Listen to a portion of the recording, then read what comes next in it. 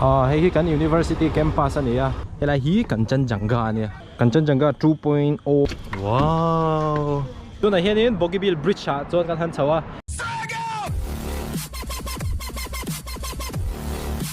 Hello Jazers, be different, be unique, be exclusive. Stay away from drugs, alcohol and tobacco. Itriente emo imel shiete emo inzuk lem homte ruite thil emo anti a. Ti veturan lo som che ni chonin du mi song che achan chu heng thil te hi chu thil trangkai lo. Nakina retheina le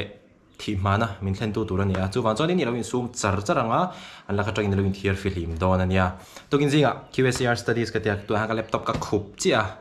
QSAR studies ka PhD na pakhatania I lab work tikher lawa computer thiam na manga chemical te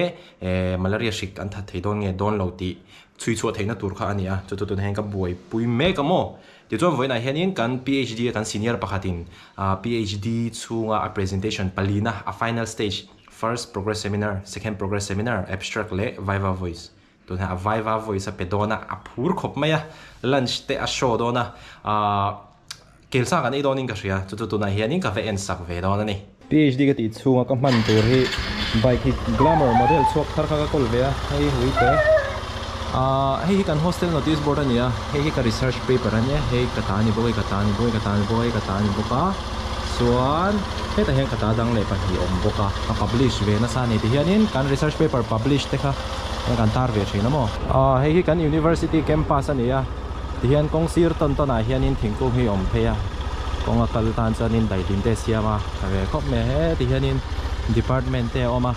helaya building lian puin ho hi ranghar ania kan university auditorium ghar ti chu asami song chan in tina nia nge ranghar in pui tina nia kan hu ve re che u ni hi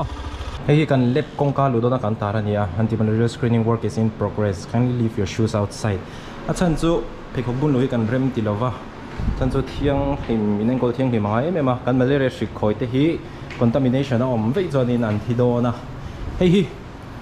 in vitro malaria screening kan tina chu ni le hei mi a phei chonin sleeper po bun lu kan phal lawa mo sleeper phela kelo an lu turani in mask te huwa lab coat te ha ka fai taka om turani hei kan laminar hu dania airflow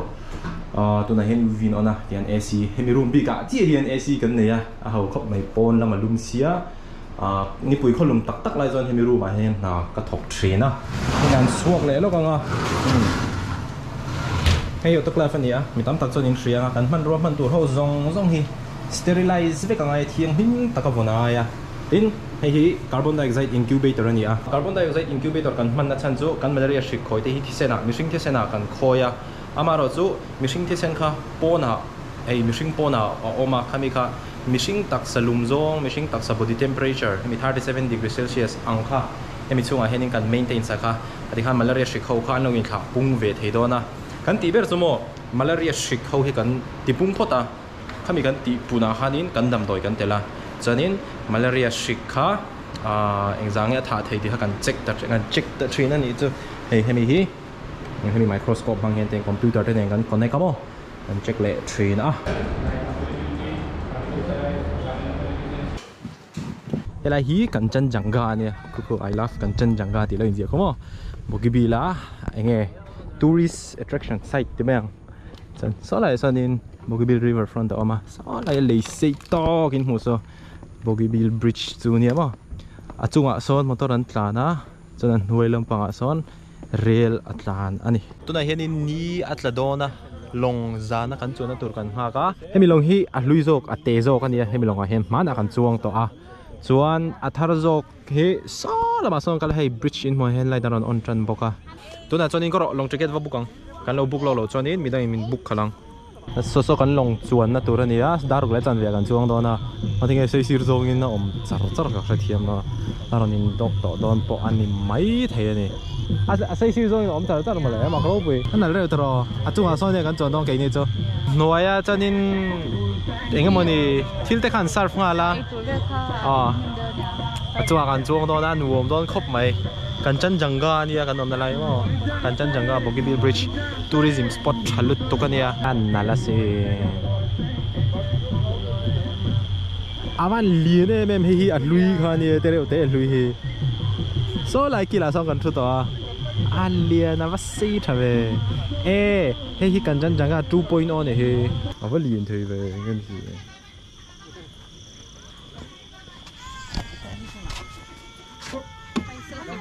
Plastic này hi.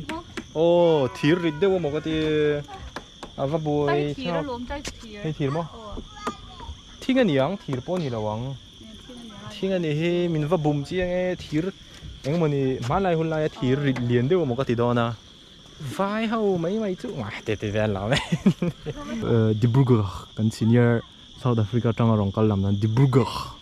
Ye hi du legend ye. Ye la la Kimburom ni hi so lam panga so mo. Ye la in mo he in mangai te thalak na selfie point ni a. Ngai nam lo I du hi bin chei ti ra nang la hi. Kimi ki bridge ani a. An bridge mau manga siam ani a. Mizoram ai hian in mau hi an hmang tangkai thiam zo ke mo tui tur ani sai politics dei na sial rewa si ten hemi bridge an siam na chan chu mo nakina Brahmaputra tui so ron lian theia mo chu wa chuan bridge hi an siam a he in huang hian lemin an do kan deuh hi mo he ta hian in bridge hi kal phei na tur om boka he ti hian a chan chu tlema do kan kha ngai thina tui ron len huna hemi floating restaurant hi a chim lo na turin hetiang hian tlemin an do kang an do sang an ti sang deuh thina ni so lai son mocktail bar zu in na tur te oma thok vak lo ke ma chuan so lai son in sakor an oma sakor chunga so na chuan theia mani pokhan in min chuanga te hian sakor hi anu oma apa oma so lai son in no te om boka ni china khan in so lai son in zu in na tur om ka ti kha ka lo thre suala mocktail zo ka lo nia cocktail angin ka va mutleta ma se alcohol free zone ani family friendly chung ko tanga chung ko anga local an tam englo Guwahati Jorhat Arunachal Pradesh le Dibrugarh Tinsukia helai district nai zong zong tangin helai hianin rongkal thina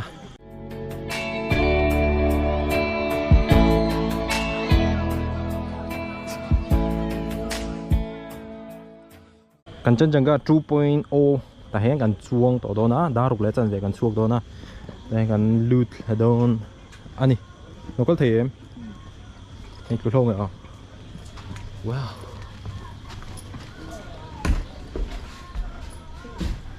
nhưng mà rồi cái là hitu premium anh tí ha đấy mo cái là hitu zasari man anh nhá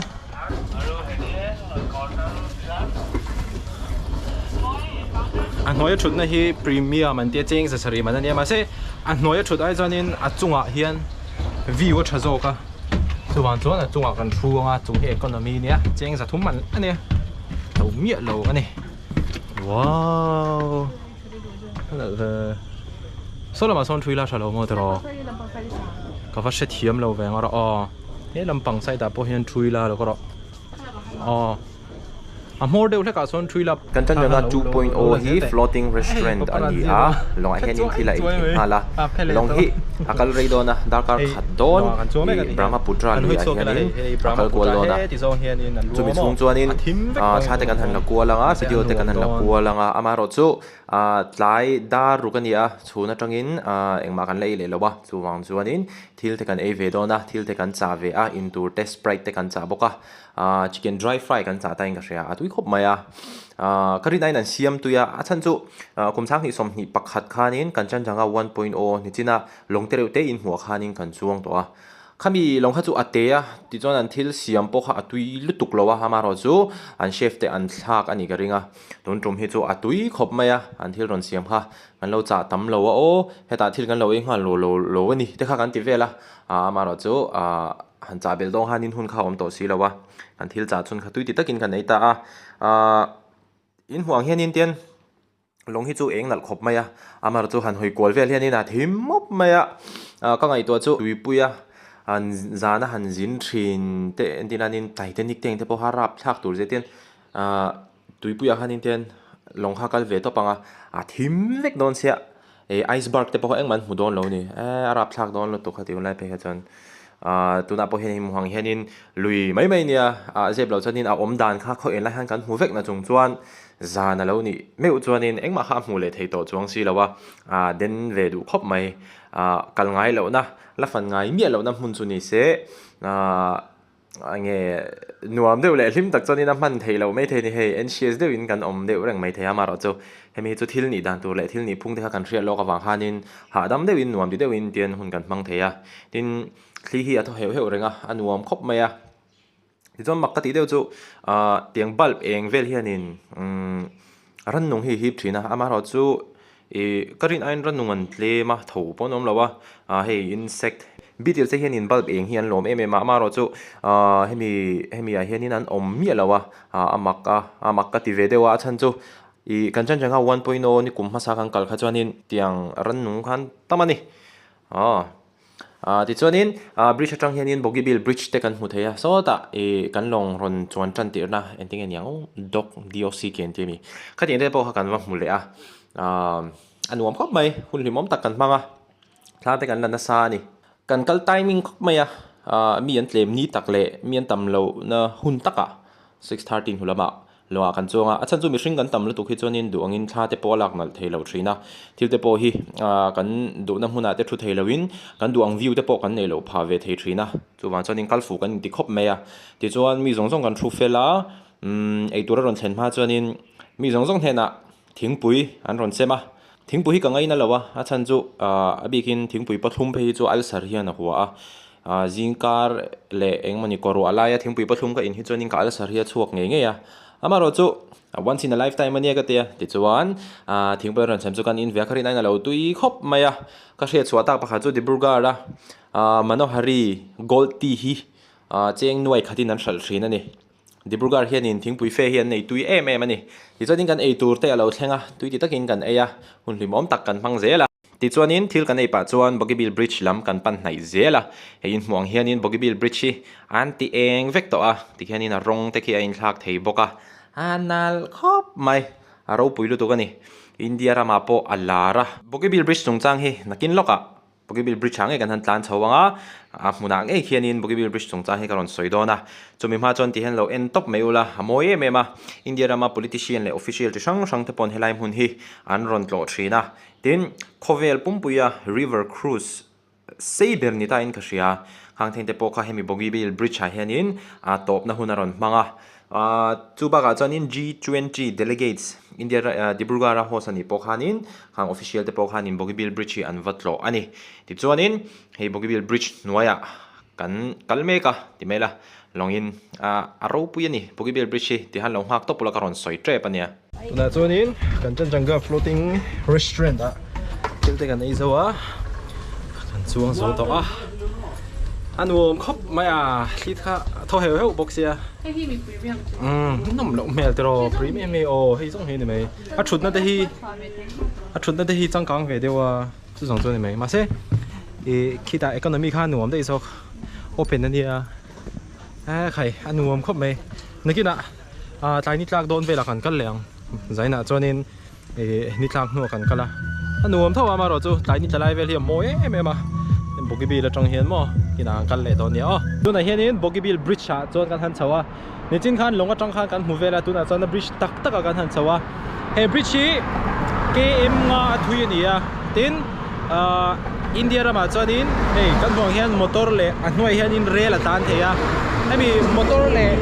rail tan kop theina bridge saber ani India rama tin Asia khomol pu hianin hemi Bogibeel bridge hi hetianga motor le rail tan khop theina saber dot tu ani bokani atuba cha aro puye me ma tourist side ania mi ti sang foreign atang te pontiam Kaziranga rong angkal zo hian mo ten Dibrugarh ron pheya lagi tiam bridge ron functiona athui me ma crore sang ruk lai senga uncomplete ania kum sang ni banga chobor vel anin ka hre hemi hi am boi pui chana ma se sarkar ma sa khan am pui tin thei tho lawa ma ro chu BJP ron sarkar hianin BJP nan thok na sa hemi hi an ron complete ta veka motor hin tan sak theino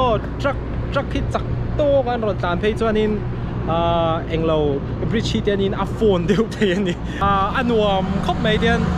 bridge Mizoram chuan Indian motor lian te hei bike in kan tlan pel mai thina ma ro chu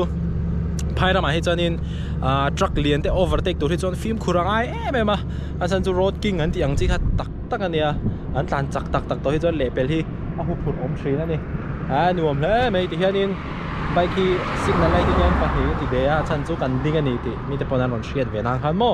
ti chuanin he tian kan enanga alang pha em khu lai o alang pha e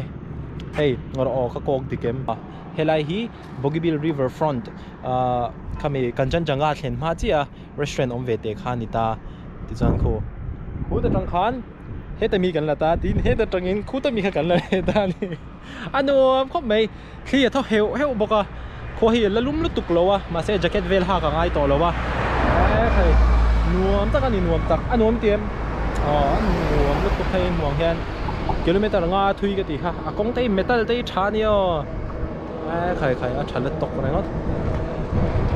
ni china hanin ka soim haya Bogibeel Bridge kha an chiam dangdai ve je chu e lir hieng Richter scale pasari thleng laka him thei turin engineer ten Bogibeel Bridge kan no duang ani ti chuanin Bogibeel Bridge kan kal zo in dinar yelo hun le tareng maya bihulai ni a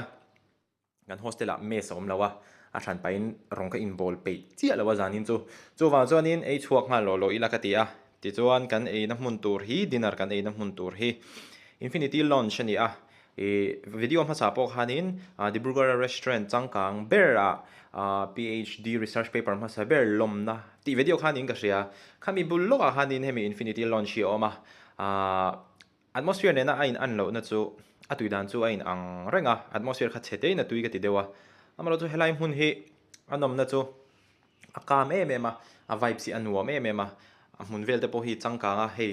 enge royal de wang hianin mi hi min feel tira baka tenin dar thlanga tang te khana da chho theya hoi thoven thei boka anuam ma tui takin kan eya por takin kan eya ti chuan kan hol ne ta ani